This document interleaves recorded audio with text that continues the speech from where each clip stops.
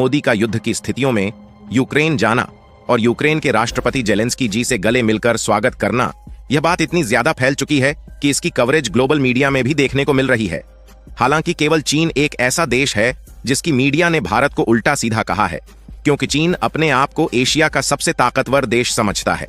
जिसके नाते भारत की तरक्की और कूटनीति का डंका दुनिया भर में बजना चीन से देखा नहीं जा रहा है। जबकि बाकी के दुनिया भर में जितने देश हैं उनकी मीडिया की तरफ से भारत की सराहना ही की गई है, क्योंकि भारत के प्रधानमंत्री ने ऐसे समय यूक्रेन में एंट्री किया है जिस समय यूक्रेन पर लगातार रूस की तरफ से हमले हो रहे थे और यूक्रेन का हवाई क्षेत्र पूरी तरह से सील हो चुका है, जिसके कारण किसी भी देश के प्रधानमंत्री या राष्ट्रपति यूक्रेन जाने के लिए जल्दी तैयार नहीं हो रहे थे। इसीलिए यहां पर इंटरेस्टिंग बात यह है, तो भारत कोई कदम आगे बढ़ाए और उसकी चर्चा दुनिया भर के बड़े बड़े और डेवलप्ड देशों में ना हो, ऐसा बिल्कुल भी नहीं हो सकता।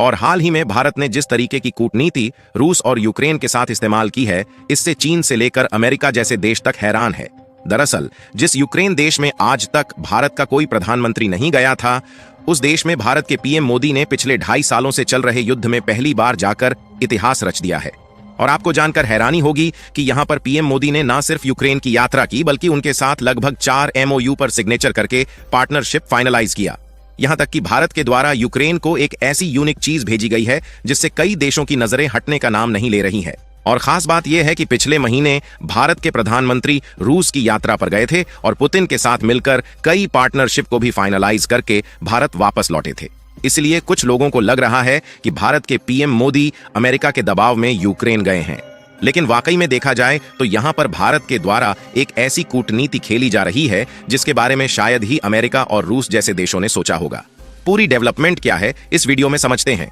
लेकिन आगे बढ़ने से पहले भारत की कूटनीति का डंका दुनिया भर के देशों में बज रहा है, उसके लिए वीडियो को एक लाइक करके चैनल को सब्सक्राइब जरूर कर लीजिए, क्योंकि यह आपके लिए 1 सेकंड का काम है, लेकिन इससे हमारी काफी बड़ी मदद होती है। दरअसल यह बात तो सभी को मालूम है कि पीएम मोदी यूक्रेन पहुंच चुके हैं, लेकिन इसी बीच भारत और यूक्रेन के बीच में कुछ ऐसी पार्टनरशिप फाइनलाइज भी हुई है जो शायद ही आपको मालूम हो।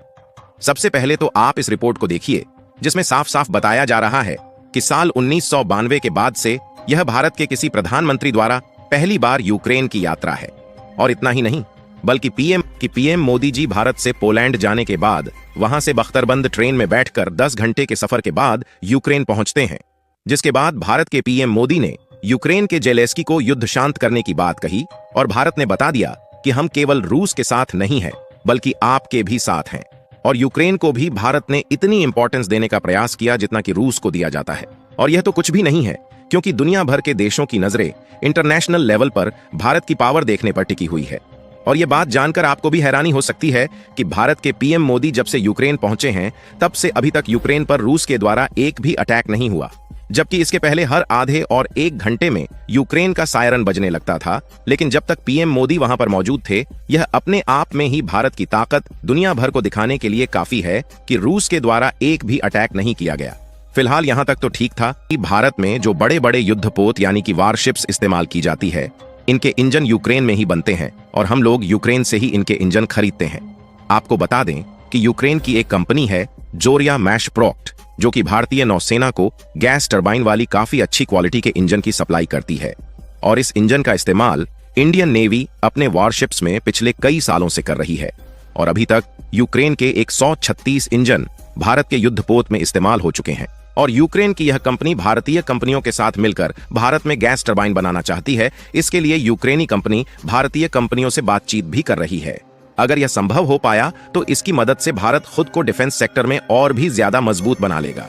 यानी कि यूक्रेन के साथ मिलकर भी मेक इन इंडिया को बढ़ावा मिलने जा रहा है और भारत की आत्मनिर्भरता का लेकिन भारत का विरोध करने वाले कुछ देशों को परेशानी तब होने लगी जब भारत ने यूक्रेन के साथ 4 समझौतों पर हस्ताक्षर किए, जिसमें डिफेंस और ट्रेड रिलेशंस को बढ़ाने का संकल्प भी लिया गया है। डिफेंस और व्यापार को दोनों देशों के बीच बढ़ाने के साथ साथ केमिकल इंडस्ट्री, ग्रीन एनर्जी और एजुकेशन जैसे कई अन्य इंपॉर्टेंट सेक्टर में दोनों देशों ने मिलकर काम करने की पार्टनरशिप को फाइनलाइज किया है। यानी कि यूक्रेन के साथ मिलकर मेक इन इंडिया को ग्लोबल मार्केट में एक नई मजबूती मिलेगी, क्योंकि दोनों देशों के बीच जो डिफेंस और अन्य सेक्टर में पार्टनरशिप फाइनल हुई है, उसके मुताबिक भारत और यूक्रेन की कंपनियां भारत की प्रोडक्शन यूनिट में भी अपने डिफेंस इक्विपमेंट का डेवलपमेंट कर सकती है। और देखा जाए तो यूक्रेन एक यूरोपीय देश होने के नाते टेक्नोलॉजी के मामले में किसी देश से पीछे नहीं है, बल्कि मशीनरी कंपोनेंट की टेक्नोलॉजी के मामले में दुनिया के टॉप देशों में गिना जाता है। और आपको बता दें कि ऑलरेडी भीष्म यानी कि भारत हेल्थ इनिशिएटिव फॉर सहयोग हित एंड मैत्री दिया गया है। और खास बात यह है कि इस तरीके की मेडिकल फैसिलिटी किसी भी देश के पास नहीं है। आपको बता दें कि इस तरीके के लगभग 4 पोर्टेबल हॉस्पिटल यूक्रेन के राष्ट्रपति को इस यात्रा के दौरान सौंपे गए हैं।